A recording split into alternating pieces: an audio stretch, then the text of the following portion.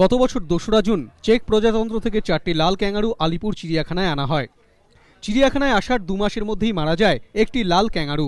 এরপর একে একে ক্যাঙ্গারুর মৃত্যু হতেই থাকে।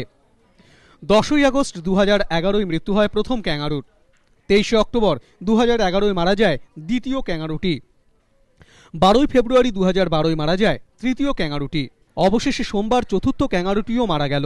চিড়িয়াখানা কর্তৃপক্ষ জানিয়েছে, আলিপুর চিড়িয়াখানায় আনার পর থেকেই অসুস্থ ছিল ক্যাঙ্গারুটি। সন্তান প্রসব করার পর থেকে সেটির অবস্থার আরও অবনতি হয়। সোমবার তাকে স্যালাইন দেওয়া হয়। অবশেষে সোমবার দুপুর 3:20 নাগাদ ক্যাঙ্গারুটি মারা যায়। চিকিৎসকরা জানিয়েছেন, লাং হ্যামারেজ এবং কার্ডিয়াক ফেলিওরের ফলেই মৃত্যু হয়েছে ক্যাঙ্গারুটির। ক্যাঙ্গারুটির বয়স হয়েছিল 4.5 বছর। তবে ক্যাঙ্গারুটি মারা গেলেও তার শাবকটি সুস্থ আছে বলে জানিয়েছে চিড়িয়াখানা কর্তৃপক্ষ। তার পরিচর্যার জন্য চেক প্রজাতন্ত্রের চিকিৎসকদের সঙ্গে যোগাযোগ করেছে আলিপুর চিড়িয়াখানা।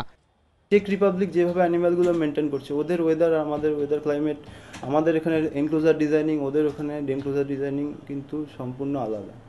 ঠিক আছে, তো ওনাদের যেহেতু ওনারা আরও বেশি ক্যাঙ্গারু হ্যান্ডেল করেছেন, তো সেই কারণে ওনাদের থেকে আমরা মতামত নিচ্ছি আপাতত, তারপরে আমরা সেই মতো এগোবো।